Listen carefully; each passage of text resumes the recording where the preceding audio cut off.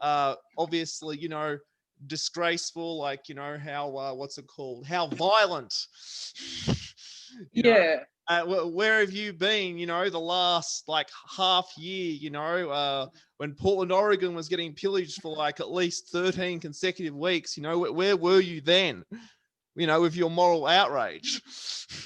Yeah. I mean, I've been watching it, and it's not that I don't have an opinion. I just watched the Jonathan, what's his name? Jonathan Pye video. And yeah, it's sort of like, what, you know, what do I think of it? I don't know. But yeah, I am listening to both sides. I sort of struggle listening to, you know, like Trump coming out and saying something. I know he just had a few brief things, and then all the stuff in between. And yeah, it's fair enough to say there are all those riots going on, and now, you know, they're up in arms about this thing. But I guess they're just very completely different. They're not completely different things, are they? I mean, it would be fair enough if they were They're just two to different. say Yeah. that he's, you know, he's raising, you know, the temperature of the room, you know, that would be fair enough. But to say that he, you know, condones that sort of thing when he's said to be peaceful himself. Yeah. Oh, it's funny how, like, the reason why I kind of dropped out of my opinion was as soon as it looked like Joe Biden was winning, my brain just flipped and I went, oh, thank God, you know, Trump's just a nightmare. Like, I was listening and I was sort of going, oh, yeah, he's done good things.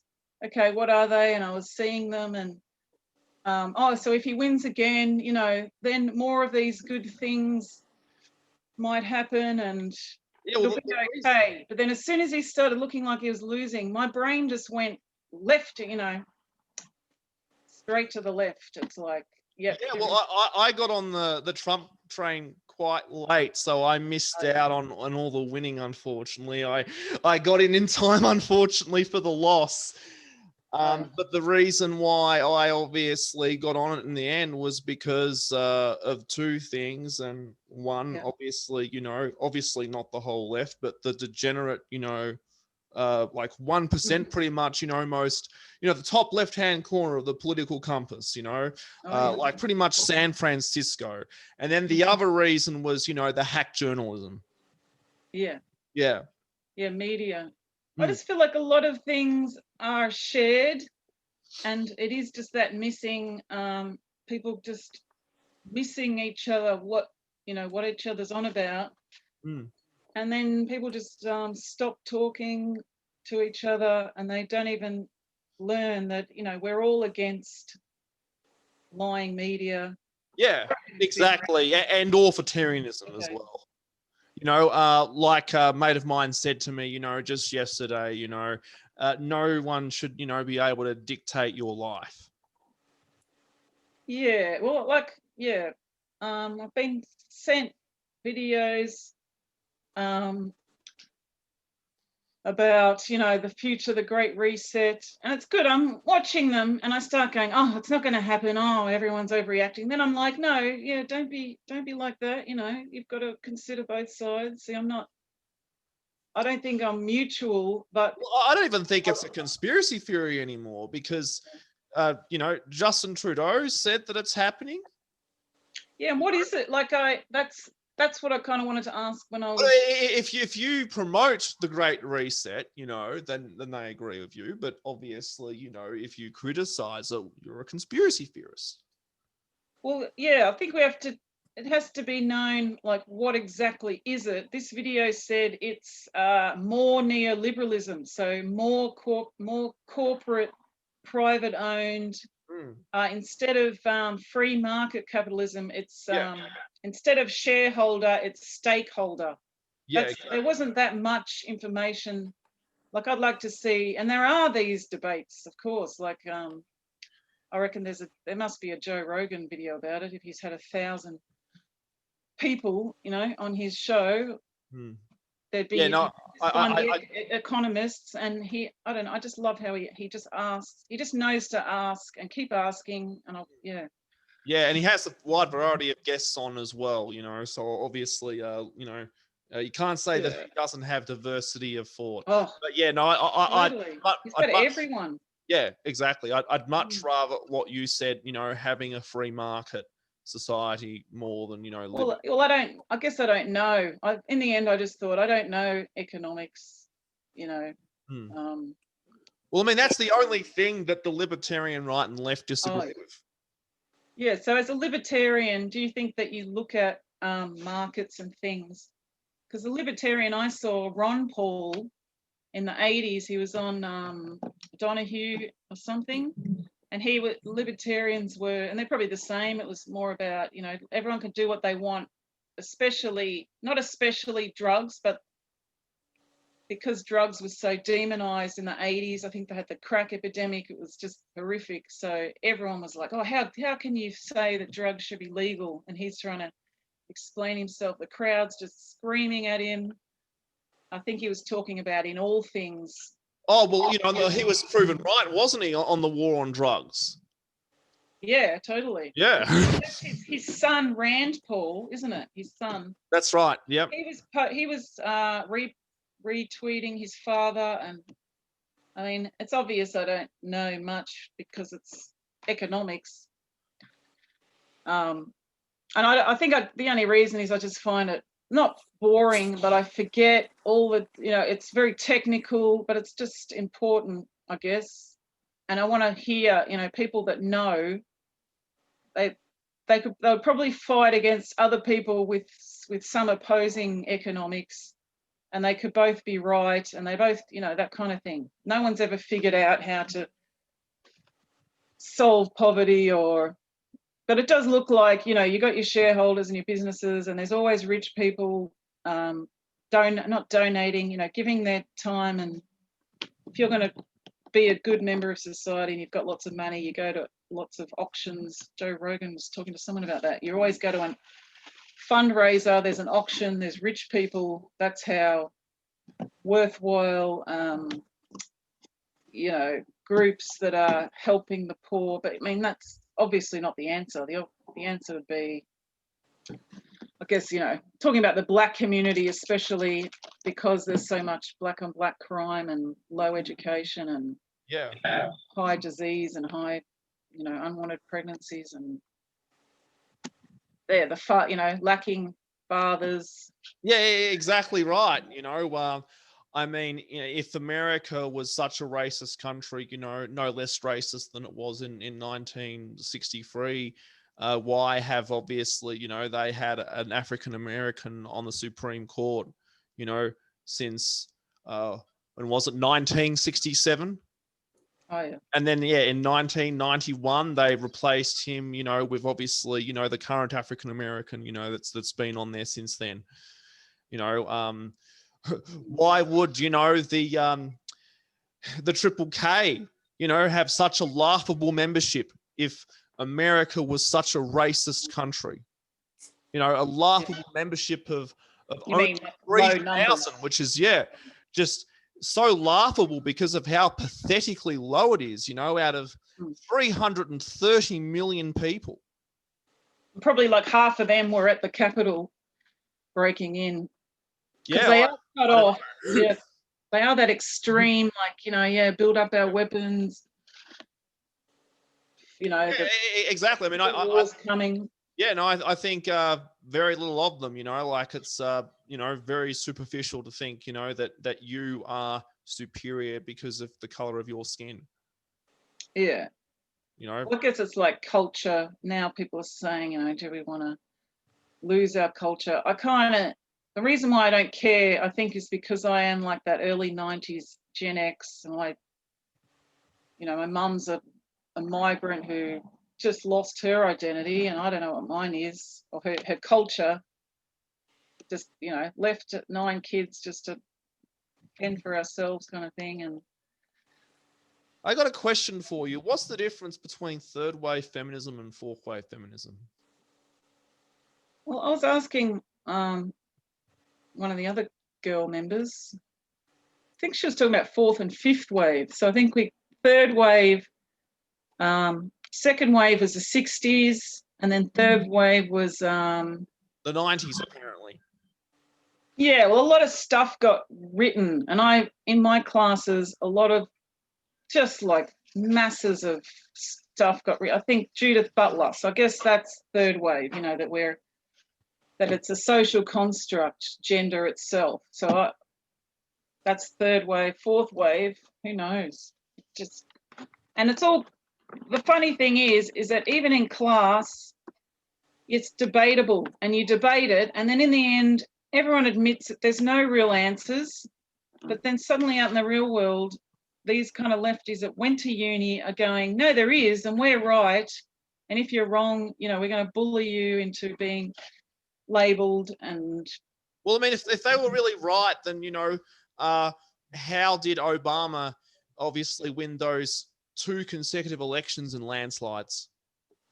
yeah, Right, you know? I think I look at the elites. That's where my kind of that simple thing, the elitists. So it becomes a class thing for me.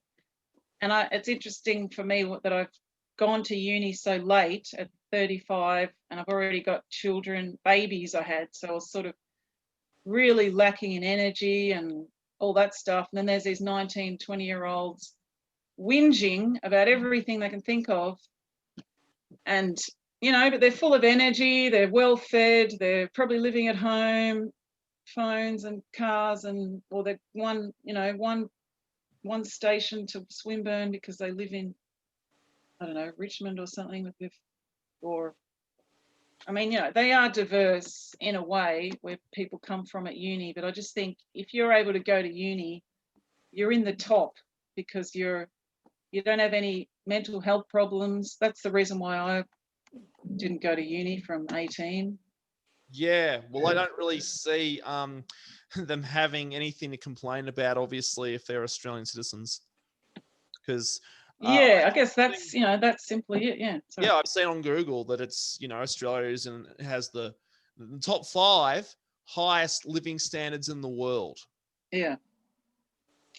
Yeah, but like I love the voices of reason, like Bill Burr. He was going, oh, how's white women, white middle class women? They've somehow got their Gucci boots over the fence. But then he goes, you know, it's okay if you're living if you're a hillbilly and you're being, you know, raped by your uncle or whatever, you know, I might listen to you, you know, the poor whites.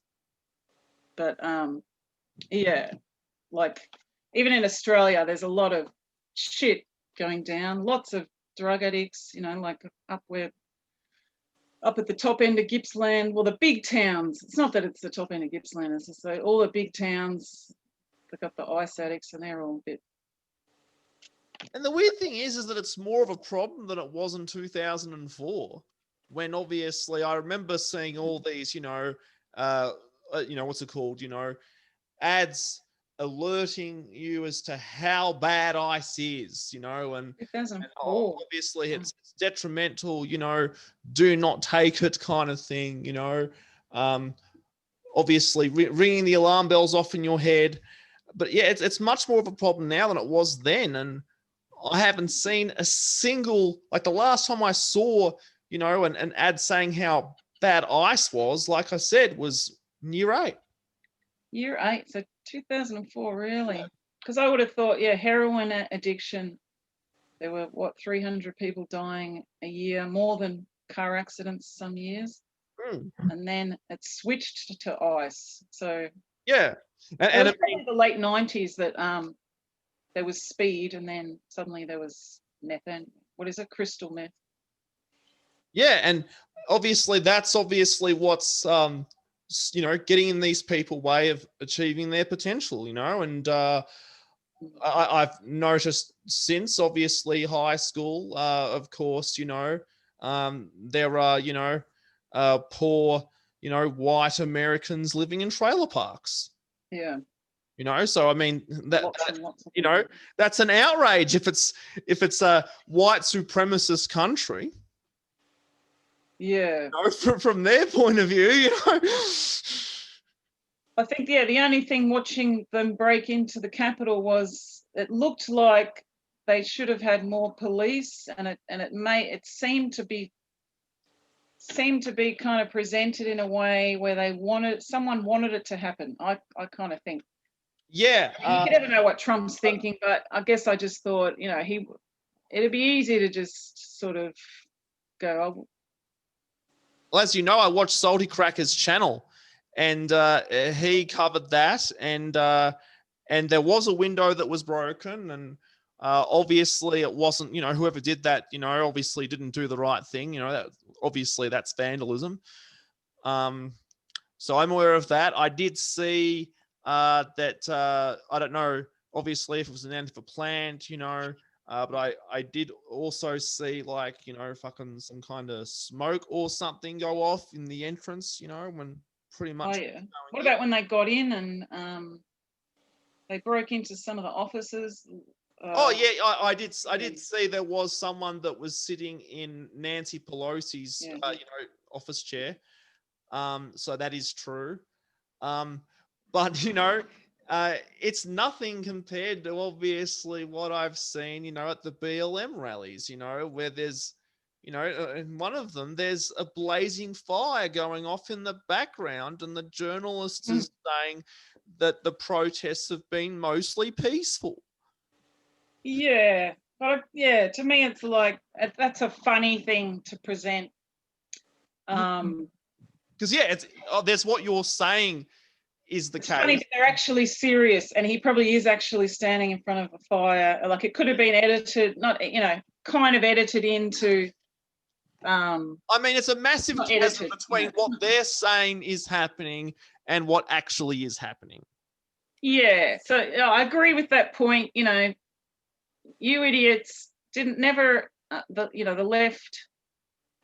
I sort of see Joe Biden as this kind of elitist group, his people. Then there's sort of the Bernie crowd. They're more the socialists, or kind of the nice hippie socialists. Oh, let's all just if we just shared the money, it'll look. But Bernie's a proper politician, so and he's going to be in charge of the budget.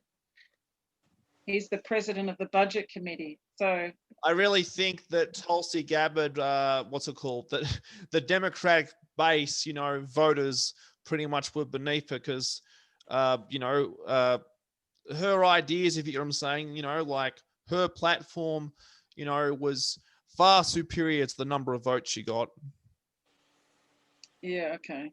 Yeah, because I saw her being interviewed. She was in Hawaii. She's given up politics. She was anti regime change war, and she was no leftard. Yeah. So, I think actually, to be honest, if she won the Democratic nomination, I would have voted for her. Yeah. Yeah. What do you think, Perry? You were saying, should we? I don't have a dog in any fight. Yeah, politics. I think it's Orange just man like Orange man bad. That's all. What's that? Orange man bad. Oh yeah. So yeah, it's not that I don't watch things, but I sort of stay out of the. Except when something needs to be said. I don't know. Our friend was saying, "Oh, there's no Antifa. It's just we're just called anti-fascists," and he Just an idea. He's talking about he goes to Melbourne protests, and I thought he made a point. There's probably an element of Antifa in Australia, but we don't really have it. They are just kind of kids running around copying America. But in America, there's proper Antifa. I saw that when I went to the men's march. Oh, okay, yeah. Yeah. Yeah, well, he was saying, well, I didn't see them, and I just go, well, you got to comment and say, so if you don't see them, they don't exist. Oh yeah, but wouldn't I be a good source because I go to all the protests and every single one, but you're trying to give, he's saying, show me the organisation. What I go, okay, well the Melbourne branch are called CARF. They're the ones that were organising the anti-Jordan Peterson one because he's just a fascist. It doesn't matter who he is and all the things that he is. They just have to. He's a boring centrist. Yeah, that's insane because I went to the meeting and I'm glad that I just got up and said, well, okay, let's protest people like, I don't know, real KKK, but this is Jordan Peterson. I don't think that he is fascist, and it's kind of stupid to be doing this. Or, I was kind of like, Exactly. And this is why obviously I have the position that I have, that if these people can obviously shut down people that are so unextreme they're boring, then to me, why should obviously people like that have to, put up with that and obviously, have their lives, adversely affected when they don't deserve to? Why yeah, should obviously we continue tolerating the underclass, if you get what I'm saying, which is obviously, people like that obviously think that they should obviously, be able to shut down, people that just aren't as left wing as them. yeah, shut down, like, go to the worst thing seems to be when there's a speaker and then a whole mob show up and then prevent them from speaking. Mm. So when that starts happening again, because Yeah. that's what I really miss. Someone like Milo Yiannopoulos, I don't know if it's just the way he speaks. I don't, because I'll totally disagree with a lot of it, but it's the way he reasons, the way he can remember lots of Yeah, things. I was told by a friend that he'd been cancel cultured. Yeah, well, he's in America, so he's able to get around that whole country because he's married to an American black man. Yep. And I think he prefers to be there than in the UK, which is sort of further down down that road. But then they didn't vote for Jeremy Corbyn either. He was too left. So I don't know. People get really upset or depressed, and when I listen to like Dave Rubin, he's a bit, I don't know why he pisses me off. He's kind of a boring man trying to be interesting. But I think it's because I see myself, that's why he pisses me off. It's like, oh God, I'm that kind of quiet person trying to be. Is he still, what's it called? Is he like you, like a based lefty still? Or No, he claims to have left the left. Oh, yeah. No, I know he certainly isn't a leftard. I certainly know that. But he doesn't bring on left people. That's why I kind of gave up on him. And then he just sort of whinges about the left. I prefer Joe Rogan, or Jordan Peterson will just talk about things, and if it happens to be left, because he is. Well, I mean, he's a psychiatrist first and foremost, isn't he? So obviously, the whole Jungian thing, that's a real hippy dippy lefty, interpret your dreams. And so he's not really that political. It's just that obviously, he agrees that the top left-hand corner of the political compass, obviously, are god awful. Yeah, well, he does get political. Something you should oppose, Yeah, he does get political. Yeah, because it's about the postmodern thing, and I'm not convinced of that, because I go to uni. I mean, only at one uni in Melbourne. It's probably Swinburne is probably where the kind of poor people go compared to Melbourne Uni, or La Trobe is meant to be the most, although my daughter went there to be a nurse. And Richard Di Natale was the speaker, and we're sitting in another room because we're not allowed in the main stage area. I'm just like, who's this boring person? And they're giving him too much airtime. And then I'm thinking, this sounds like Di Natale when he was the leader of the Greens. And I'm just thinking, it can't be. You can't be that robotic and just dull.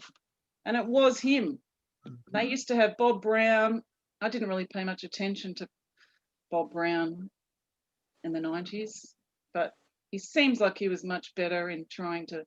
Did he found the Greens? He did, didn't he? He founded the Greens. Sure. Isn't that right? Yeah, I don't know about that. Yeah, because I think he was their first leader. And yeah, I think, like you said, that was in the mid 90s. I think 96. Yeah, I mean, I was just I was a drinker. I was a bit of a stoner, but I was just following around. Yeah, well, Always. obviously I wasn't following it back then because I was 6. Yeah, okay. and a So you're half-ish. only, So I had no idea really back then. Like I think I was aware that there was an election on. really at 6. Yeah, but Yeah, that's I pretty much probably, it. okay. Yeah. So, all right. So what's that, mid-90s, early 90s? Well, late-ish, I guess, but more mid Mm. 96 is. But what's Yeah. it called? The thing that I know him for is, God, I think tree logging in Tasmania. Yeah, That's the thing that I really remember him for. yeah, yeah. It probably was more worthwhile. I don't know, or it's I remember, yeah, to be, I think he was around the time of that Gordon Franklin River Dam project. yeah. See, I have Is no it idea what that is. Tassie, right? Maybe Tassie. southwest Tassie. Mm. In the forest there, they've got to build another dam because Tassie's a lot of their power's from hydro, and I think he was starting to do a few gigs around there and show his face, and everybody was against it. I don't know, maybe this God, this could be the 80s even, early Yeah, 80s. must have been. Yeah, Because he's old too. Gordon Franklin, and they're pressuring Hawke because he was a commie. Was, and I was around this. I was in this band, and this bloke had on his bong this sign saying "Damn it, damn it," and I thought there's an opposing point of view, because you know when you wear somewhere and it's all like now, like Orange Man bad, 99% Orange Man bad, and all of a sudden you just see, you know, like somebody's somewhere in America, like Trump 2020 hat on or something, a MAGA hat, and they'll get beaten up. Yeah. And then the media will say, the MAGA man instigated it. You know what's getting me now? What's disappointing me is the lack of grace, I think. Maybe that's an old-fashioned term from the old days of black and white film and old F.J. Holden's. No, grace. You know what they say, grace in victory and dignity in defeat. It's gotten really ugly now. Like you're talking about the mobs that just get down and just start shouting people down. And they're barely out of nappies. And they're living, like you said, they're living the most comfortable of lives. But here we are, they're all fired up. They've paid a whole lot of thousands of dollars to be just to become basically unemployable. Yeah, see, I don't want to be employed, which is probably wrong. Beg your pardon? I don't want to be employed after uni. Is that what you mean? Yeah. Well, this is what I'm doing, you know. Coming out with critical race theory, you know, or feminist dance theory or whatever, you know. It's just a liability. You know what I was thinking today? I was wondering what to say. Sorry, I was late because I transitioned to Karen. I self-identified this afternoon as Karen Soccer Mum. But and I was Karen. in town, I had to speak to the manager. Alternate spelling. Yeah. I had a girlfriend called Karen. She was a red rag waving communist. I want to start the recording. Stop junkie as well. Why is it so many communists are freaking junkies? You want to stop, Cloud?